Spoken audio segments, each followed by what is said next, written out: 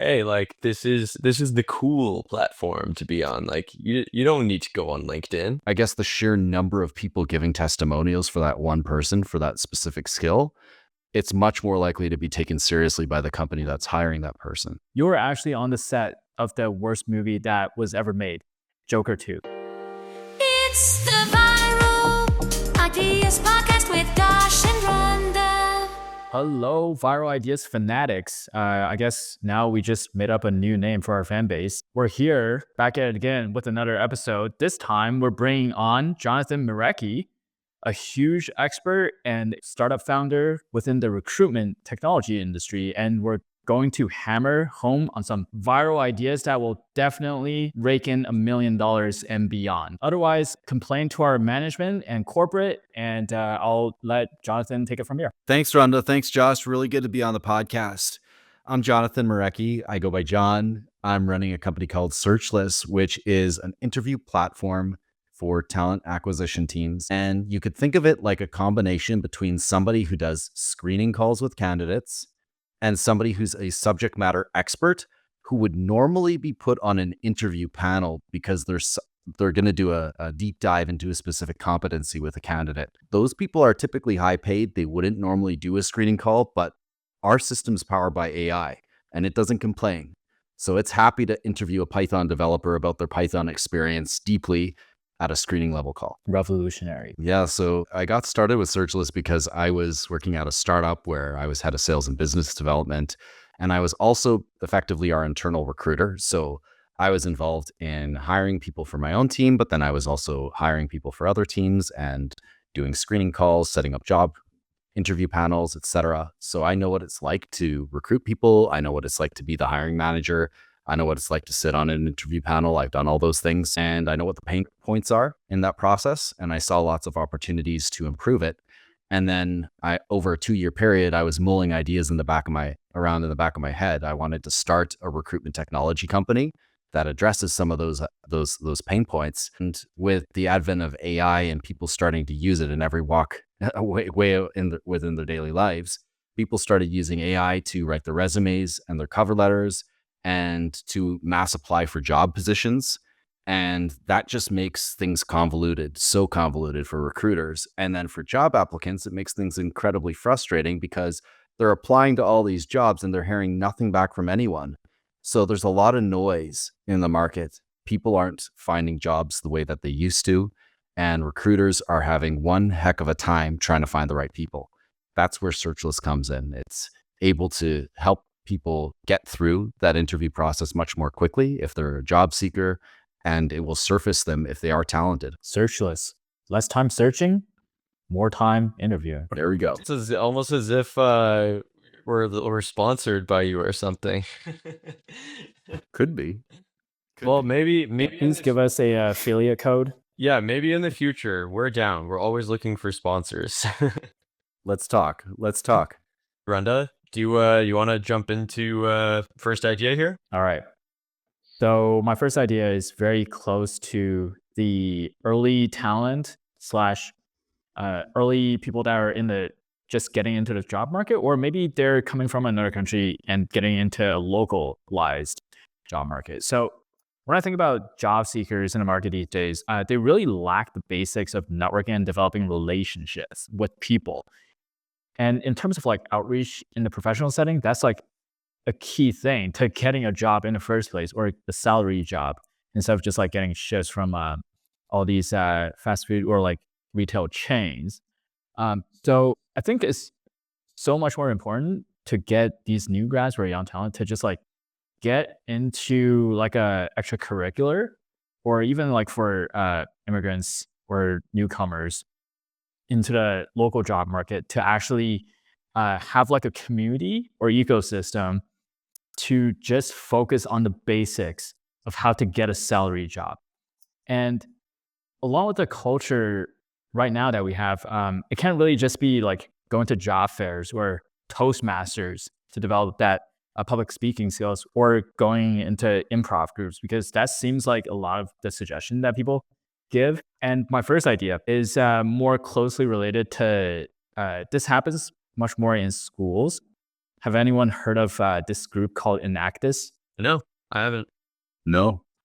I'm not sure if they're still around, but they were definitely around more prominently when I was in university. And essentially, it's a student club structure. And I think they might be a nonprofit, but don't quote me on that. But essentially, it is this like entrepreneurs for good group. And they have like tiers of different regions to get into this like annual conference, essentially where like young people or students across different universities across Canada are competing to this giant pitch competition to compete against each other's social entrepreneurship for good. And then a lot of business majors in these schools, they would usually just go into Enactus and then have their regular kind of education or extracurricular learning points from these Enactus clubs. So I thought that was a great social club for these schools to have, but it's only really approachable for like entrepreneurial people. But it's not really that approachable for like people who are looking for just like a salary job that's like catered into their niche or specialty that they're learning for. And some people are just like, they don't really need to think too much about entrepreneurship. They're really just there to find like a stable career, which like they go to school to get into. So I'm just like, at a very basic level, the easiest low-hanging fruit is just create an Enactus, but it's really just salary level, white-collar career seekers, or maybe it's like a specialty career. And would function almost just like an Enactus, where like it could potentially start in these school club chapters, and then maybe you call it a career us, and it could start from just these group community-based matching to like people that are in the similar interest of hobbies or job functions, or it could be industries. And then you could then grow from the local community groups into like these workshops or expos of just people who are seeking the basics on finding or just like network in general along within the people that are in their career or industry. But then like once that community develops as large enough database, if we, for some way, shape or form, even if we just capture like 20% of the talent pool in the country, we could then start to build out the other side of the market, which is the corporate early talent pipeline.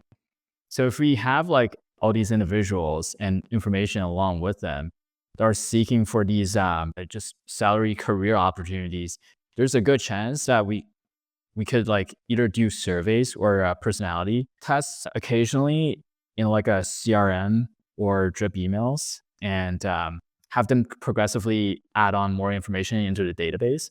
And then maybe corporate partner can then sign up to the other end of that platform to match these corporate departments with early talent pools so that they don't have to do much of the searching.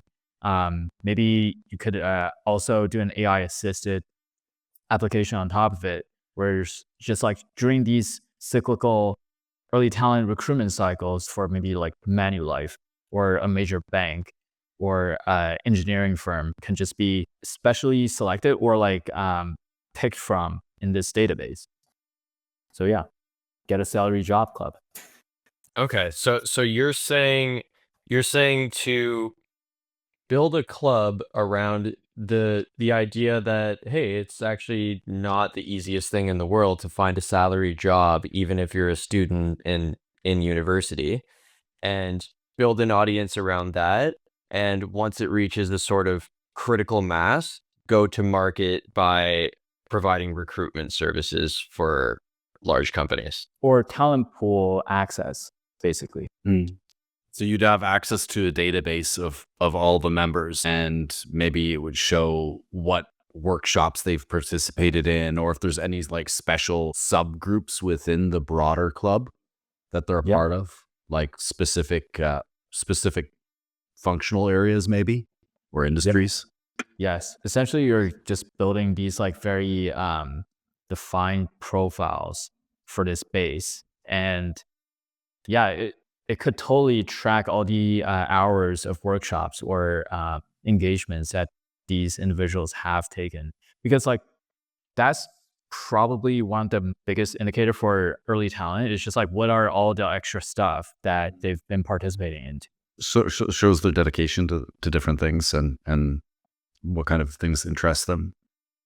Maybe in some level, it can be even gamified into almost like a Duolingo aspect. Yeah, totally. Totally. I think gamification would be the direction to go there. And then I mean if you look at like Upwork, for example, or Fiverr, a lot of these platforms have sort of found that, you know, building in questionnaires and courses and all of that into their things helps people, you know, boost themselves as a candidate. And, you know, just I think it's just really about making it as easy as possible and as fun as possible. So yeah, I think I would definitely be looking to Duolingo for some inspo on, you know, how to actually make that into something interesting. It's funny that you say gamification. There's a point I'm going to make a little later about that on a different viral idea. But I think it comes into play anytime you use any sort of like any kind of group activity, and it's almost like that's how Toastmasters gets people hooked in, right? They have coursework, they have all kinds of awards you can win, and it makes it fun so that people feel like, hey, I'm actually working towards something. I'm a level 4 now, or you know, that kind of thing. What is Toastmasters for people who don't know? Toastmasters is it's kind of like a social club that helps people become better at leading and communicating. So they have you do all sorts of workshops and projects where you're either leading teams, you're putting on events, or you're speaking publicly. And after going through several of those programs over a multiple year period, people usually come out the other end very well equipped to take on leadership roles. Interesting. Or become a TED Talks speaker. Or become a Tech Talk speaker. There are actually a lot of them who I've met who end up becoming professional speakers. Well, Runda, I think that's an awesome idea, and it also sounds like something that a student could probably start with. You could really start that out with nothing. It's really just community building, community focus. Could probably just be putting on events, and if you're a student, your school will probably give you a space to do those events in and host that and build that community.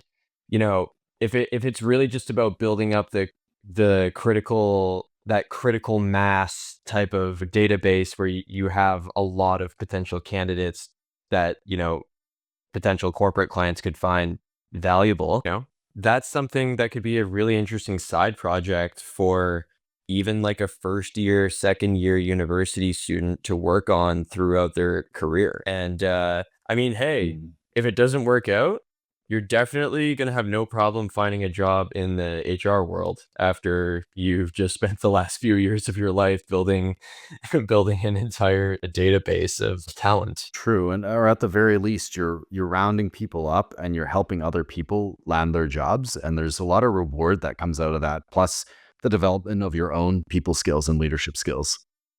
And what this makes so much sense to me is that the bar for this early talent market is actually so low. Think about it. When you're at like a major recruitment agency these days, they are only focused on senior talent to executive searches. They don't actually make that much money from placing these early talent or even internships. It's usually just like taken care by these corporate HR departments instead. And plus, even for these employment agencies or career fairs, the staffing agencies, they just teach the basics like resume building or like how to send a better application or write better cover letters. They don't really teach these systematic ways to develop relationships so other people can refer you and be your biggest advocates for you in the job market. And then there's just like so much things that could happen in these staffing agency and even career fairs. I kind of went to one a couple months ago just because I'm curious. All that it really was is just like a stage of these people talking about some presentations about getting a job as an immigrant in Canada, the rest of these booths are all just people that are trying to sell things to the new immigrants that are coming to the country. So the bar is really that low, guys. Yeah, I think that's the case with especially for those students who might be listening to this. In general, you might be surprised how low the bar actually is for when companies are hiring people. And yeah, it may not actually be about what's on your resume, and they might actually just be looking for something else that you're not putting out there. That was a really cool idea, Runda. I think that somebody should definitely do that. The best person to be primed for that is going to be somebody who's already a student themselves and maybe asking themselves those questions and like, yeah, build a community around it. That's great. I rate that one. That's good. Double click. All right, on to the next idea. All right, awesome. Thanks, Runda. That's a super cool idea. The next one, just on that whole theme of students, is some sort of social networking site for students as a way of obtaining a job. Not like another LinkedIn. So think of this. What's the best part of graduation for students? Is it that they're going to have their freedom now? They don't have school or homework or tests? Or is it finding their first job? I mean, when I was coming close to graduation, all I could think about was what's next. I was excited about like, hey, no more, 3 in the morning nights, 7 days in a row. It's going to be nice to just ease off into a 9 to 5-ish kind of role for a while. But as a student, I was very concerned about what am I going to do next? I think most students are thinking about that. And no student wants to think that they're not going to land something when they graduate. Unfortunately, a lot of students do graduate and can't find a job right away. Sometimes it takes quite a while. It could take several months to find that first role.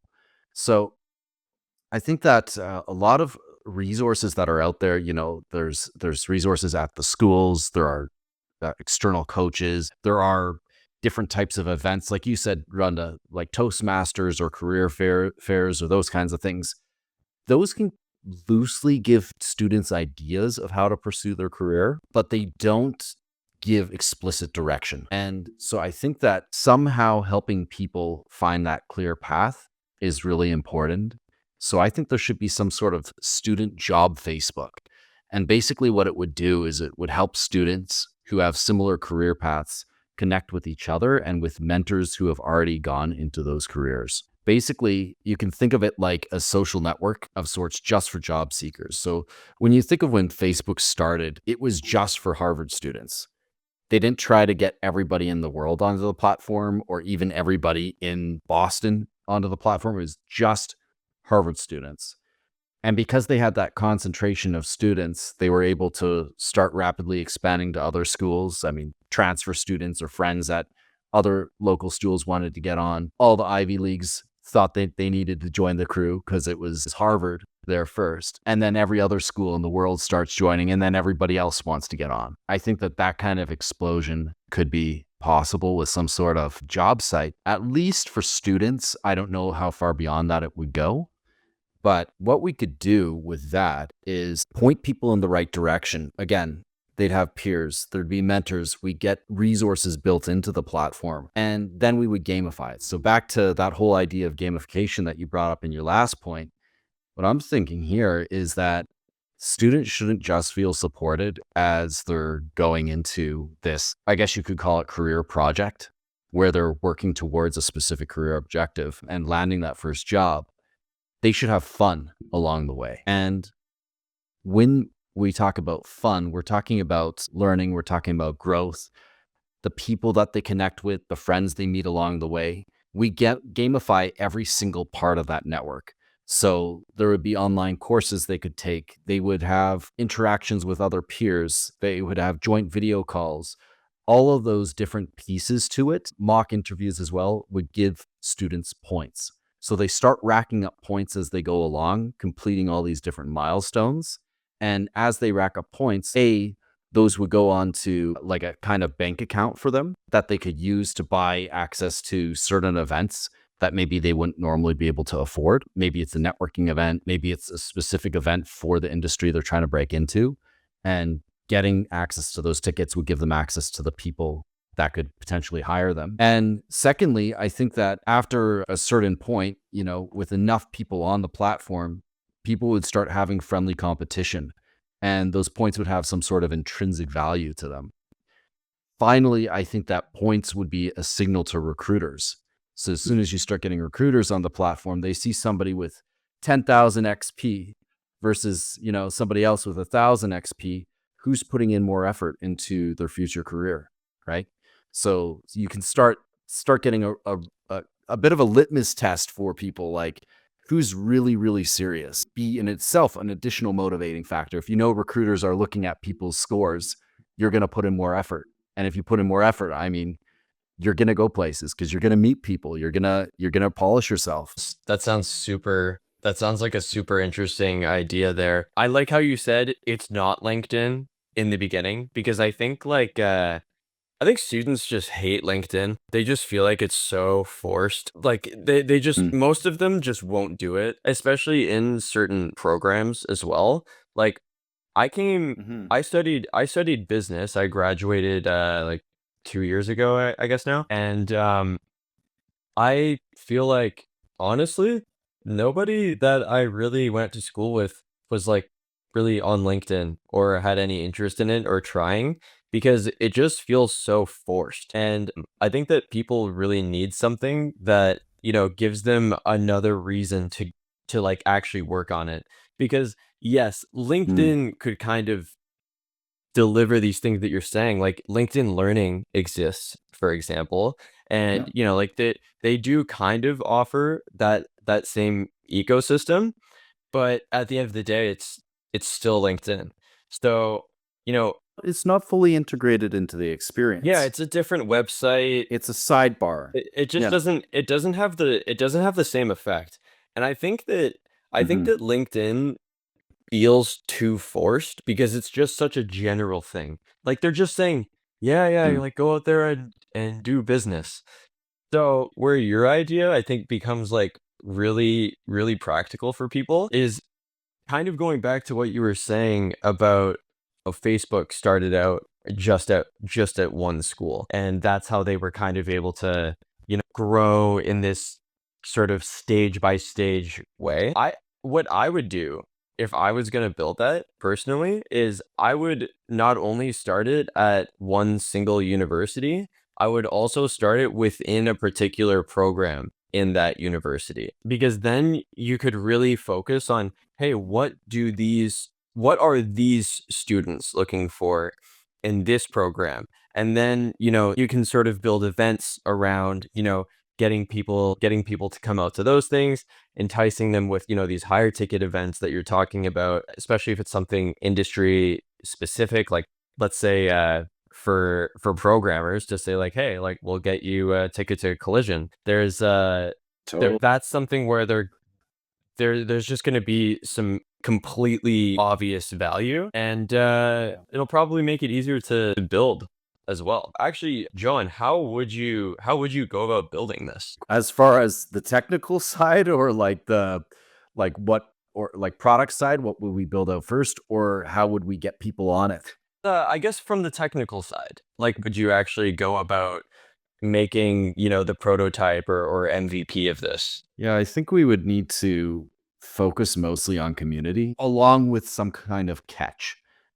We'd want to make it as simple as possible. I mean, people would have a profile page, they can add their friends, they can join certain groups, the basic stuff that you'd see on any social media. But then we would need something that catches them, some kind of reward for joining or potential reward. So how would we build this? Going into it, I would say, of course, making it as simple as possible as far as the network side is concerned. So like people would have a profile, they could join groups, they could join their school, those very basic types of things. They could add friends.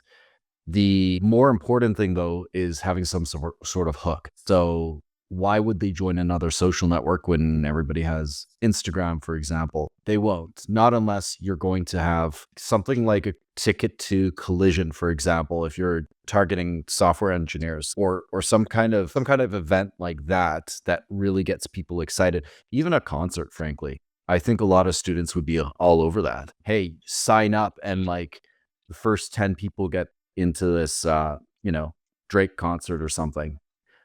Whatever it is. So it doesn't need to be corporate focused. I didn't really realize, or job focused. Not necessarily at first. I mean, once we get into it, then of course there would be a lot of job related things, but I'm just thinking about like creating that initial buzz, like some kind of hook to get people in. And maybe Collision would be enough buzz. I don't know. Yeah. Well, I mean, hey, this is the Viral Ideas podcast, so we've always got to find those viral components. And yeah, I think doing concert tickets could actually be a great way of just distracting people from the fact that, like, hey, like this is the cool platform to be on. Like you don't need to go on LinkedIn, like Exactly. this is the cool one. It's business, it's work, but it's also a party. Yeah, it's lifestyle, Yeah, lifestyle, career, job search. Wait, did you guys start any clubs in school? Ish. So I was the second president for a new business club at my school. Ooh. So still very fresh. Yeah. We renamed the club actually when I took over the reins. And why do you ask, Runda? Well, I too started a club. Well, not like taking over the reins of another second presidentship on a new term, but I actually started a new club at my when I was in university, Rock University, Go Badgers. I started the very first advertising club at my school. And initially, I remember just like stuff to get students to, or like attract them into, if they're ever interested in getting into advertising or marketing communications, how do I get their attention? Or what's the value add? The simplest value add turns out, and then for some reason, it's just like so easy to do. Now I look back into hindsight, it's just like getting people that are working in the field to come and hang out or like speak for like a 30-minute to an hour thing, either in like a workshop or like a career learning on like what they actually do in their job. And then initially, like went on so many of these coffee chats, and then I invited them to these group meetups. But then my struggle was just like getting the students in these group meetups.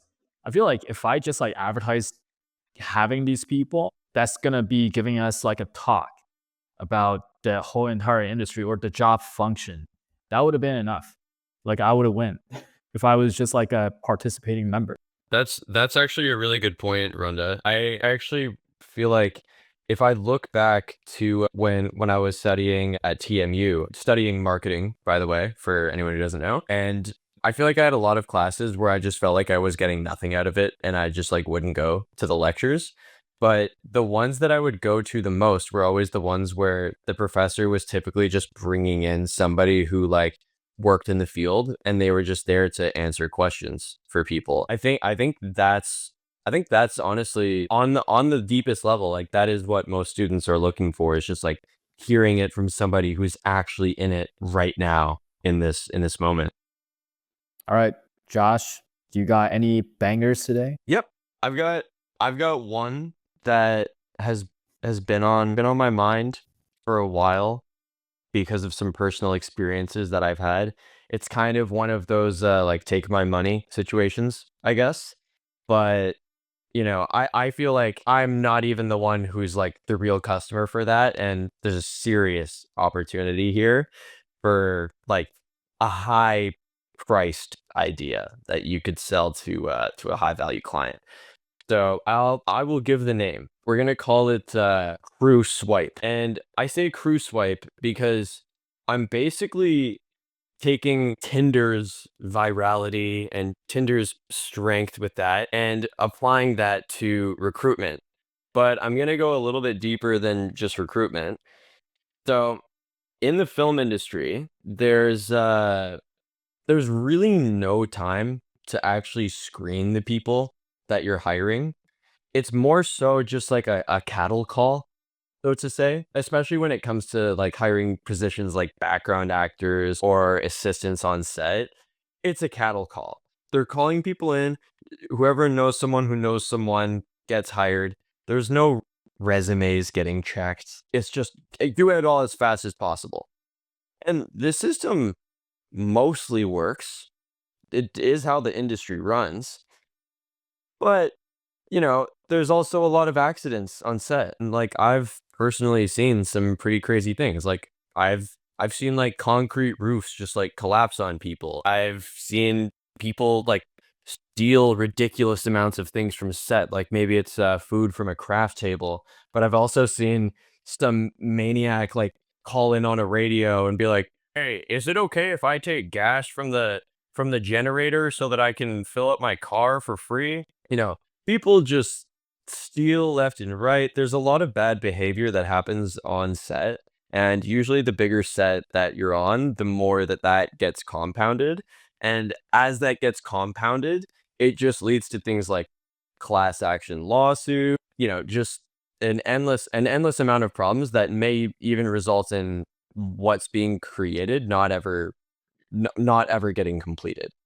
That's why I have the idea to basically create a database of pre-screened crew members by building a two-sided hiring platform only for film and TV contractors. And I would do it by pretty much just copying the Tinder UI for two reasons. Just because, I mean, number one, Tinder it's a viral concept. We all know it. And seeing a juxtaposition of the Tinder UI with anything else is just something that resonates with people. Also, if you go on these platforms that sell pre-built UIs or pre-built app templates, like, oh, build your own Tinder, build your own dating app. Because like, I mean, I think every entrepreneurial kind of minded young person, maybe they just graduated from university, always seems to have the idea of, oh, I'm going to start a dating app. Usually these things fail because like, yeah, how many dating apps exist? But I digress. That there's a whole industry around building dating apps. There's so many of them. So you can actually make them for pretty cheap. So I would build a hiring platform off of a pre-existing dating platform just to make it cheap and feasible to get your MVP out there. Basically, from the perspective of somebody who works in the film industry and they're just trying to find more jobs, they put a little bit of a profile about themselves and then they start swiping left or right on potential jobs. It's pretty simple, not really much more to elaborate on there. So then the question that comes up is like, okay, so how do you actually get these productions interested in changing their way of doing things? Because right now they're all pretty much happy just, yeah, we'll hire friends of friends and that's just how we're going to operate. So that's why I would sort of Trojan horse the find a job aspect of it by actually making a kind of heavier than usual onboarding process where you're actually taking the time to do things like psychological evaluation, background checks, whatever information that you can build up that just anybody would want to know. Like, hey, is this person crazy? Because that's a legitimate concern. This onboarding system, and you have these people on the app, then you actually would be building up a pretty good database of just potential crew members around the city. Going deeper than that, you can actually have them be screened, and producers can actually go into it with confidence. And that's something that productions will pay a great deal of money for. One other thing that I'll say before I let you guys ask me questions, just for actually getting it out there, getting that initial user base, I would actually go on to Facebook. And on Facebook, you'll find a lot of group chats that are called like, I need a producer, or I need crew Canada, something like that. There's lots of these groups and they have tens of thousands of people in them. And the engagement is unbelievable. Like you go on these things to post a job, you'll get like 5,000 DMs just like that. I would just put it on there and say, hey, who's looking for gigs? Make sure that there's a couple, a couple productions available on there for the future, but you could actually find find a pretty strong user base right off the bat just by capitalizing off of the immense amount of highly engaged audience that are on these Facebook groups that are meant for, hiring people for productions. So when you're talking about hiring people for productions, you're talking about the production crew. You're not talking about actors or anything. It could go with actors. So the important distinction, I wouldn't do principal actors because there's just there you need to have a very, very intimate process with figuring out who you're going to have on that, and that can't be automated. I think that system does not really need to be overhauled. But in the world of background actors, where let's say a producer needs to have 200 people come in to be in the background of a party scene or a concert or something like that, well, they should actually see a lot of value in something like this because this could help them avoid using agents and paying the fees that they have to put on them. I think that it's really just for scenarios where a production needs to hire a lot of people all at once, and it's just so many that they could never have the time to actually go through them and vet them individually. Oftentimes they don't even need to. If you just need somebody to stand in the background of a shot and just pretend like they're partying all day, you don't need to know that they're at a high skill level, but it probably would be still pretty good to know, like, hey, does this person have a criminal record? Or does, is this person like psychologically like unfit and just a risk to have around us? Because right now there's just absolutely nothing preventing that. Like there's no screening for any types of like previous criminal activities, anything like that. It would just create a good environment on set because, I think even for people who are there and they weren't doing the hiring, knowing like, hey, yeah, if I leave my backpack in this corner for an hour and I walk away, when I come back, should I expect it to just be stolen by some weirdo that got hired because they slipped through the cracks? It's a fascinating idea. Would the swiping be on both ends? And would it need to be? I don't think it would need to be on both ends, but it could be. I think it would be interesting to provide the option to see how people interact with that. But I think that the real value would just be in, speak the language of these people who are not producers by giving them this Tinder UI that feels very familiar, and you just swipe left or right on jobs, and it's very simple. And then once that actually gets out to production companies and the people that are actually doing the hiring, they're just used to seeing it on spreadsheets. So like honestly, you would probably just need to give them a grid of names and then a check mark on if they're good or not. I would only hire my sound assistants on this app that are 6 feet tall and above. Only 6 feet tall and above sound assistants. You know that like sound guys, like there's kind of like a thing in the industry where like people say like, yeah, sound guys are like always weird. That could actually be like the content for if you, let's say you're making a TikTok to promote this. Just say, hey, are you tired of hiring weird sound guys?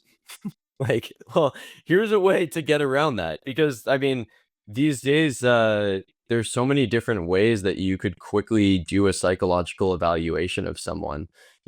There's definitely like forms and questionnaires that exist, but kind of like John's company, Searchless, it could also be something that might even make sense to be powered by an LLM. So it doesn't feel like they're, giving up particular info, or like they should sort of say something that they want to hear and, sort of promote being more open-ended.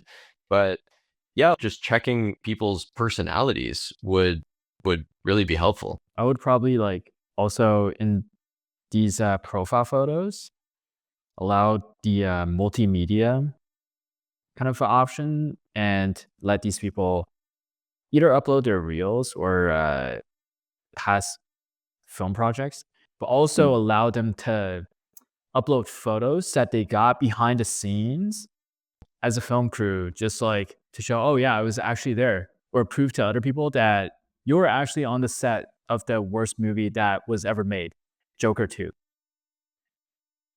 You were in the behind the scenes production team of Joker 2 with Lady Gaga. You know, that's actually something that might drive people to the platform more, because there have been a lot of apps that are kind of coming out where they're like, oh, helping creatives find other creatives, and it's mostly portfolio focused stuff.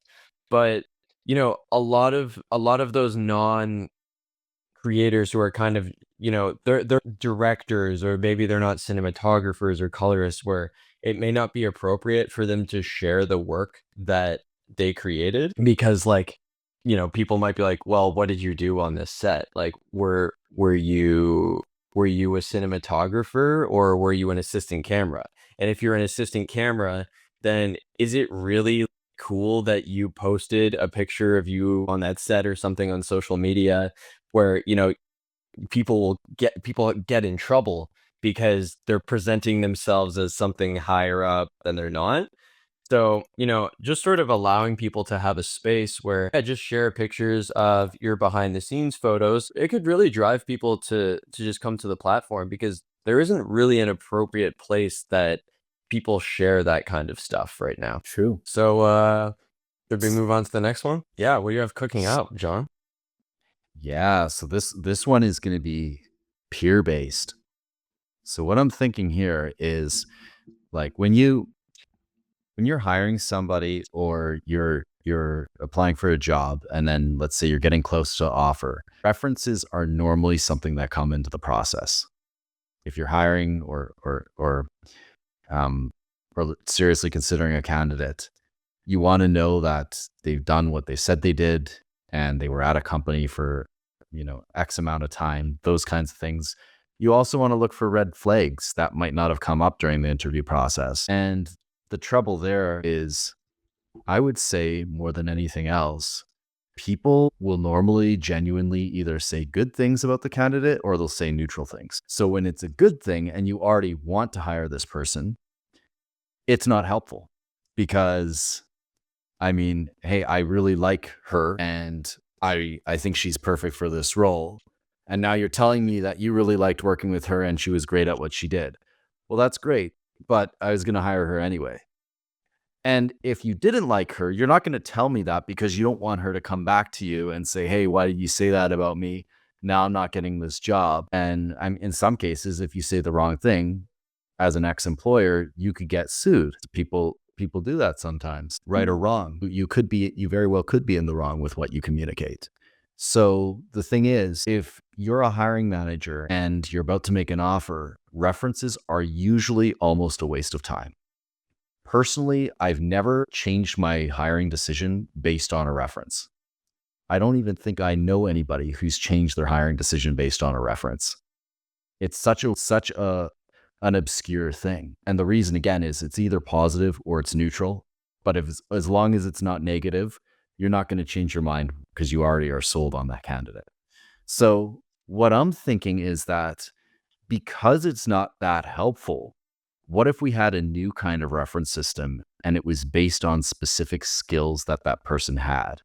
So basically, we'd call it a peer skill rating app, and it helps people gain confidence in that person's skills with third-party references that are both qualitative and quantitative.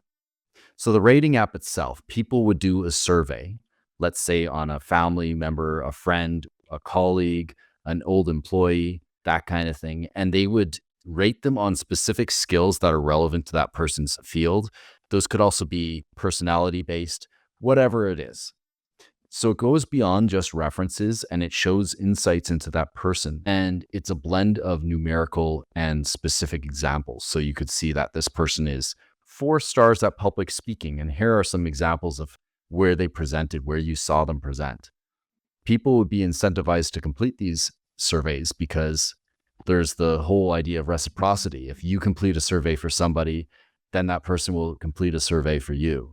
And so you get all these people completing surveys for each other, and eventually start building up a large database of people who have lots of references. Everyone helps everyone. It would be very community driven.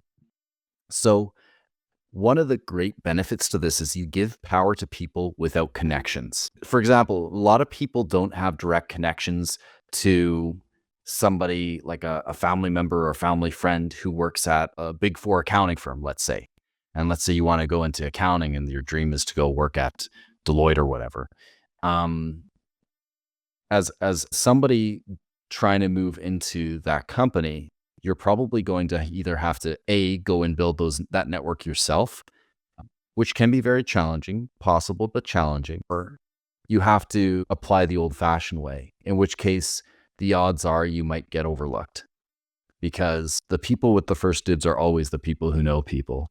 But this would give people an external way to validate themselves, because basically what would happen is if you have somebody who has 30 different people who scored them really well on financial reporting or on market trend and performance research, let's say if we're talking about marketing, you have a pretty good grasp that that person is good at what they do in that field. And this is all coming from different people. They have different examples of how that person did those different things. And if you could quickly glance over that, you would really appreciate what that person has done, especially if it is substantial.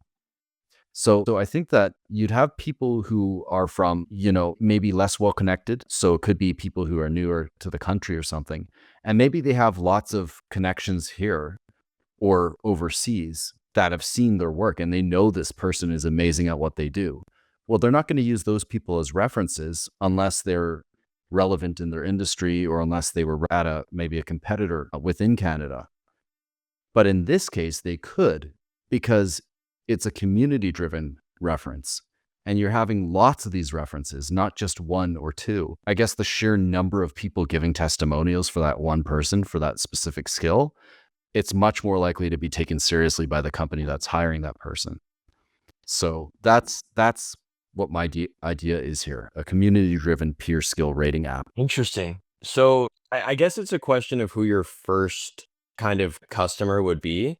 But is this something that you could see being like a required part of an application process where it's like, oh yeah, like go on this app and like this and do this for a referencing process? Yes, maybe. I mean, I could see it plugging into a lot of different ecosystems, like for example, LinkedIn. Maybe there would be a LinkedIn integration. So you'd see on somebody's LinkedIn profile that they have this score. Right now, there are recommendations on LinkedIn, and there are also like the ability to like give somebody a thumbs up on a specific skill, but it's not an explicit survey. And I find that some people have just given lots of likes to other people's skills. They've done a lot of upvotes, so they have a lot of upvotes. That kind of thing goes on. And it's never backed by any specific examples. So yeah, I would see that it would plug into something like LinkedIn. It could plug into different hiring management systems. So like an applicant tracking system, for example, normally you'd be able to like add links to like your resume or your portfolio website or whatever. Maybe you'd be able to upload your peer skill rating to a certain section of those applicant tracking systems. And if it became substantial enough, it would become a fairly standard way of people applying to roles. Or people would include right on the resume. I mean, heck, just have a link. Yeah, I was just thinking this is just like a social resume. Basically. Yeah. It seems like a lot of your ideas, John, are rooted in just the fact that like, yeah, resumes don't really work anymore. It's like it's so much more complicated. Yes. Yeah, I think like once upon a time, like 50 years ago, a company would get like 10 or 20 applicants or something, and a lot of them would come in person and hand a physical resume to the company, or they'd send them a physical letter. And when there were a limited number of numbers of applicants, you'd look through every single one and you'd take all of them seriously. But then you have job boards come out in the 90s, and they just exploded. I mean, from the mid 90s all the way up until like the late 2000s, job boards were the way to find a job. And then LinkedIn came out, of course, and that's more than just a job board. I mean, it's a full resume along with many other things. So yeah, I think that over time, we're going to continue seeing that evolve. We're Interesting. going to see newer and better ways for people to get themselves up. It's funny you mentioned the fact that, like, yes, like there used to be a time where a company would announce that they're hiring, and then, they get like 20, 30 people kind of, sending in their physical resumes or coming in person to deliver that. I've seen so many memes where people are just saying like, "Oh yeah, like my dad told me to go like I told my dad I was looking for a job, and then he said like, yeah, like just go to the company, walk up to someone and hand it to them in person." You know, I actually really wonder there's got to still be people who are doing that. And I wonder how it works for them. Not sure. Not sure. I think if you're going to take that kind of approach and nobody else is taking it, you'll probably at least have a conversation, maybe a quick conversation. But could be a way to do that. Depends on the person you're talking to. Like, I mean, a lot of people might just get annoyed by it and say, "Hey, like, here's, go apply online like everyone else." But you might hit somebody who is open to having a conversation and they like the initiative. Yeah, it's true. It's true. I guess that's mostly where events come into play today to sort of like formalize doing that. But yeah, it was funny that you mentioned that. So is this something that you see as being is this an app that people download? Probably more as a web app because I don't know if you'd use this exclusively as a way to apply for jobs. I think it would be more like an accreditation or something like that. And it would plug into a lot of different other websites and apps. So yeah, probably just a web app. How much do you think it would cost to just build something like that? But I don't know actually. I mean, the technology itself would be pretty simple, I think. It would be mostly about like designing a page and then having a way for people to complete surveys. There would be a few elements to it, but it wouldn't be like it's using any kind of advanced conversations like bot conversations or anything. I think it could be templated surveys built into this site, at least to start. And the nice thing is there's no network effect necessary to get going with it. Literally, you could have 5 people on there and they just include a link to their reference page. And heck, if you're a recruiter, you're going to use that because that's actually super helpful. So is it almost like a link in bio situation where it's just like a kind of another it's not like your own personal website, but it's a link that you can go to where, that would actually add some really interesting social proof if people could just have that as a public page of like, yes, this is a list. Yeah. Rather than, having a portfolio, like it's very common for creatives to have a portfolio website.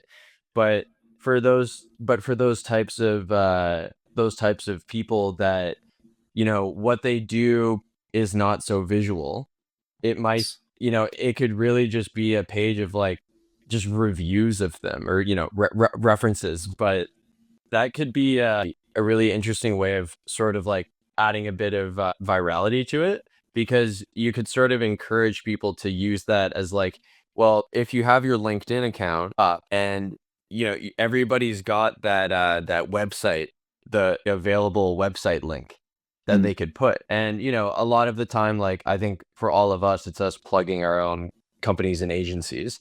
But for people who aren't falling into that category and they might not be so sure about like what website to put on there, that could actually be a great way of, piggybacking off of LinkedIn by just saying like, yeah, this is something to make your LinkedIn better, but it's not coming from LinkedIn, because everyone knows that LinkedIn is just loaded with bots. Like they're deleting millions of bots off of the platform every month. And on my LinkedIn, the part of the platform where it says,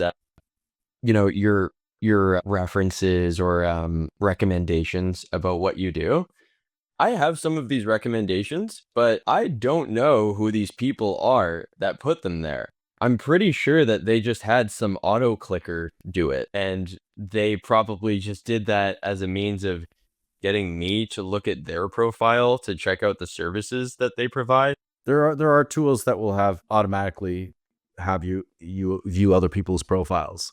And yeah, it is bot driven. Just to get into virality, one of the key things here is that you're asking your family, friends, and colleagues to score you on stuff. So let's say that I'm looking for a job. I send it out to like 50 people that I know, knowing that not everyone's going to take the time to do that survey. But let's say that 10 of them actually do the survey. They give me my scores. Now I'm really happy. I can use that. I could put on my LinkedIn. I could put on my resume. If somebody asks me for my references, I just share that page with them. So that's good for me. But then all those people who did that, they're all now aware of how that software works. And the software can send them an email within a few days of them completing the survey saying, hey, so-and-so just got a job. Thank you for helping them by completing that survey. If you're currently looking for work, click here to create an account and have others do the same for you. And then that way you have immediate motivation for that person to go and create their own account and have other people do the survey. That's the definition of viral right there. That's so true. So virality built into the product, just baked right into the core product. Yeah, that's actually that one really comes together nicely when you think about like, that call to action at the end of just, hey, do you need references as well? Just click this button and then, send out your link and get people responding to your reference request. It sounds like Josh just learned about referral marketing and MLMs. This is a playbook for MLMs, but like in this case, you're not on an MLM. You're just like referring to people. And it's there's no strings attached financially. It's purely just to help each other. So no, that's so true. Like from the perspective of like, the users, like, you're just giving them free value. That's just totally. So why wouldn't they want to get on that platform? And then, again, I think it's one of those things where once you reach a certain level of scale with this, then you probably have a lot of, enterprise solutions that, you could start providing for enough data and all kinds of stuff. Yeah. Jonathan, that's a really cool idea there. I think that it's the type of thing that, again, sounds really feasible for someone to actually go out there and do with like on a really small level. So yeah, I definitely double click that one. And to all the job seekers out there that's listening and watching this, you're welcome. You're welcome for giving you a little bit of insights on the recruitment industry. And if you don't get any jobs after this, I think the problem is really you. It's not us. It's you. Ouch. So that's pretty much all the time that we have today. John, before you go, is there anything you'd like to share? Where can we find you online? Let us know. Yeah, cool. Yeah. So you can find me at Searchlist, or at least my company at searchlist.ca, or you could find me at Jonathan Mirecki on LinkedIn. We'll have those links in the show notes. Sweet. Thanks so much for having me on the podcast, guys. This has been a lot of fun. A lot of cool ideas too. You're a fun guest, John. Thank you. Okay. Well, thank you to all of our listeners for tuning in once again. And enjoy the rest of your days and keep on creating new ideas, guys. All right. Brush up those LinkedIn profiles. Bye-bye.